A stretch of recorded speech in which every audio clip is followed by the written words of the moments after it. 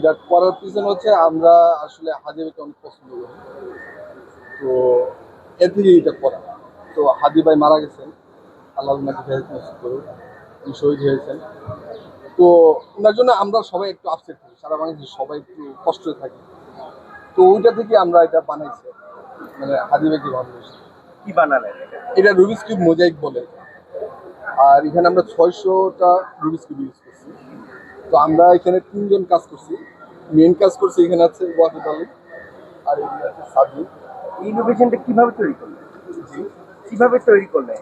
এটা জাস্ট একটা মানে পোর্ট্রেট টাইপের আর কি। আমরা জাস্ট রুবিক্স কিউব দিয়ে একটা ছবি আঁক করছি। আর এটাতে হচ্ছে আপনাদের টোটালি কত টাইম লাগলো?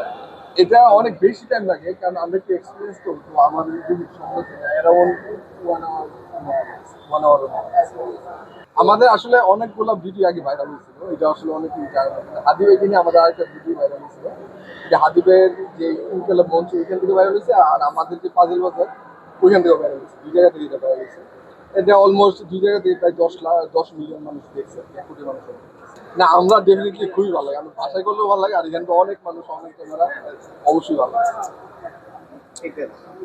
ওকে, থ্যাংক ইউ।